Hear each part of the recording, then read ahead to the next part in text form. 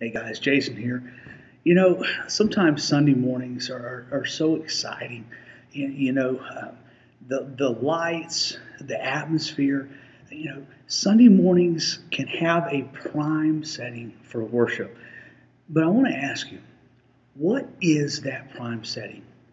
Is it the lights? Um, is it the color scheme that goes on? Is it the backdrop? Is it the instruments that are on the stage? What is it that makes a prime setting for worship? Think on that for just a minute. You know, um, I have little passions that I've had all my life. One of those passions is for magic. I've always loved doing magic. Um, I've gone so far as to do magic with another guy in my past. We went around doing illusions. At one point, we did illusions with scripture and took magic to a different level with using the gospel and magic and combining those things. But I always got a kick out of it because I love seeing the look on kids' faces, even adults, when you can pull one over on them. Because kids, they eat up everything. But adults are so much more skeptical. They look and they sit there, with their arms crossed, and they wait for you to mess something up. And I know how you did that. It's so great whenever you can pull something right over on them whenever they think they see it coming, and then the next thing you know, it's like, gotcha.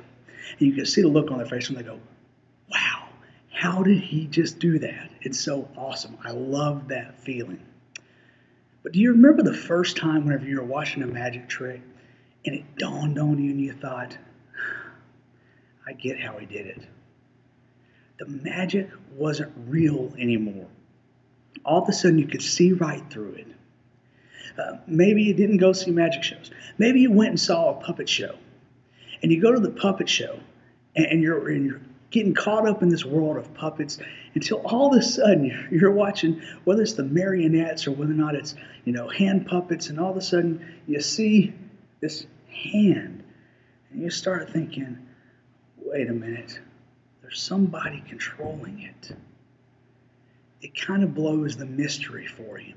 It kind of blows something that was once special because you realize that there's some other force that's going on. I'm here to tell you that sometimes we do the same thing with our worship. Because, there is something great that's going on that maybe isn't so much of a mystery because it's laid out for us in the Bible. God is working through our worship. And God is doing wonderful, awesome things because He, and it's about Him, is there.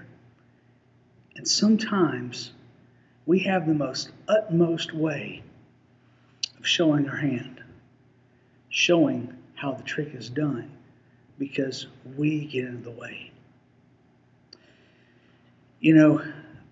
I remember a great man that I learned a lot from as far as worship goes and worship pastoring that told me one thing that I'm sure many of you heard and have heard all of your lives, but have probably not honed into it as much as you really need to. And that's this. When I asked him, what is the most important thing that you could tell me about leading worship? And he said this, Jason, when you're leading worship, when you're up there on that stage, worship God and get out of the way and let the worshipers worship. And that really stuck with me. And I started realizing, at first it didn't really dawn on me. I kind of thought about it and thought, okay, sounds great. But as I grew and matured as a worship leader and a worship pastor, I started finally realizing what that truly means. And as worship leaders, that means that we're to be lead worshipers. But it's not to be about us. Nothing that we do on the stage is to be a distraction from worship. We're to lead worship, but get out of the way and let the worship come from the worshipers. And let that connection go on with God so that we're not all of a sudden blowing this wonderful, magical experience that's going on by showing the human side of our trying to make something special happen. You see, guys, the special happening is there as long as you just let it be. As long as your worship is honest, and as long as we're letting something happen and creating those opportunities for intentional and honest worship, then lead worship and then get out of the way. I love you guys.